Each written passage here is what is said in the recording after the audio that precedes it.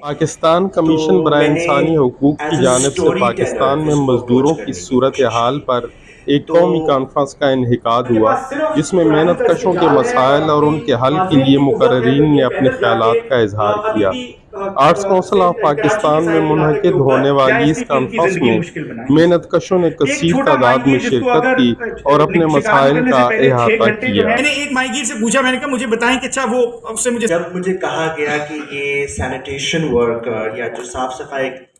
का काम करने वाले जो लोग हैं उनके बारे में आप एक प्रोफाइल लिखें, तो मैंने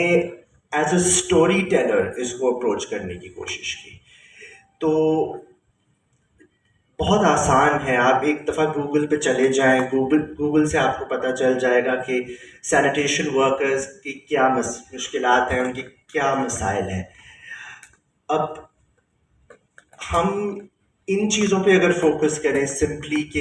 ये मुश्किलात हैं, इन्हीं प्रॉब्लम्स के साथ उनका सामना करना पड़ता है, तो it doesn't make any sense. तो मैंने सोचा कि इसको एक ह्यूमन एंगल से अप्रोच करना चाहिए। पहली बात तो ये कि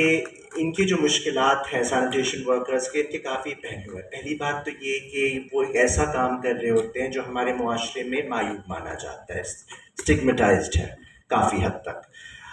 और भी पहलू है, वो ये है कि आपने बात की उमर कि labour rights, labour work is gendered in many ways. Gendered का ये मतलब है कि औरत और मर्द के जो एक्सपीरियंसेस होंगे, उनके जो प्रॉब्लम्स होंगे, वो मुख्तलिफ होंगे। तो मैंने सोचा कि एक फीमेल सैनिटेशन वर्कर का एक इंटरव्यू किया जाए। हमारे पास जो सिंध गवर्नमेंट जो है वो उससे दरख्वास्त है कि उन्होंने जो अपने ही खुद से कानून बनाए हुए हैं जो कि गलत किस्म के जाल इस्तेमाल करके माहीगीरों के लिए मसाइल पैदा करते हैं, उसको इम्प्लीमेंट करे और उसको उनका इस्तेमाल रोके गवर्नमेंट। अच्छा, दूसरी बात ये कि ओवर फिशिंग के हवाले से ये बहुत ज़रूरी हो गया है कि नई किश्तियों को रजिस्टर नहीं किया जाए, बल्कि नई किश्तियों को बनाने से भी रोका जाए। जो मौजूदा किश्तियां हैं उनका दोबारा से सर्वे किया जाए। ये मेरी रिकमेंडेशन नहीं है, ये रिकमेंडेशन जो हमने ग्राउंड टेबल कॉन्फ्रेंस की थी, ये माहीगीरों की तरफ से अपनी रिकमेंडेशन आई हैं। ये हमने अपनी तरफ से कोई नहीं दे रहा, मैं अपनी तरफ से एटलीस्ट कोई नहीं दे रहा कि ये अच्छा क्या, क्योंकि बात ये था कि वो जिस तरह से मकसद ये था कि वो जिन मसाइल के ऊपर जिस तरह से महसूस करते हैं, फील करते हैं, उनकी आवाज को सामने लाना बेतहाशा है। देखिए, HRCP का मैंडेट है कि मजदूर तबकात के जो मसाइल हैं और जो उनके हुकूक हैं,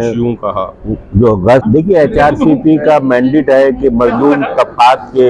जो मसाइल हैं और जो उनके हुकूक हैं जो गस्ब हो रहे हैं उनको हाईलाइट किया जाए। तो उसी सिलसिले की ये कड़ी है कि कराची में ये मजदूर कॉन्फ्रेंस हो रही है, जिसमें मुख्तलिफ ग्रुप जो हैं, जैसे टेक्सटाइल इंडस्ट्री में जो मजदूर काम करते हैं, वो मजदूर जो माहीगीर है, वो जो माइनिंग में काम करते हैं वो लोग, तो और बहुत सारे इनफॉर्मल सेक्टर में काम करने वाले मजदूरों के बारे में जो तहकीक की गई है वो पेश की जा रही है, ताकि इसकी जो रिकमेंडेशन तैयार हो उस पर हुकूमत मजबूर हो कानून साजी के लिए और उन मजदूरों को भी बेनिफिट मिल सके। मैं ये समझता हूँ कि HRCP का ये अच्छा शिरकत की और अपने ख्यालात का इजहार करते हुए कुछ यूं मैं ये समझता हूँ कि HRCP का ये अच्छा इक़दाम है और लेबर कॉन्फ्रेंस, लेकिन देखिए इसमें जो जितना टेक्निकली तौर से जो एड्रेस कर रहे हैं मुख्तलिफ लोग, तो मेरा अपना ज़ाती ख्याल ये है कि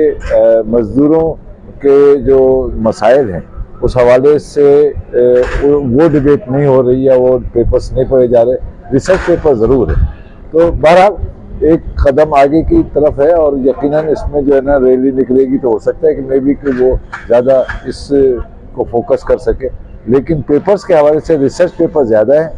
और प्रैक्टिकली जो है ना वो मुझे कम लग रहा है। और ऐसा लग रहा है जैसे एक पेपर में जब पढ़ रहा था तो उन्होंने कहा हम फलाने इदारों से भी हम रिक्वेस्ट करेंगे, फलाने इदारों से भी रिक्वेस्ट कर रहे हैं, तो वो एक ऐसा लग रहा है जैसे बहुत ज़्यादा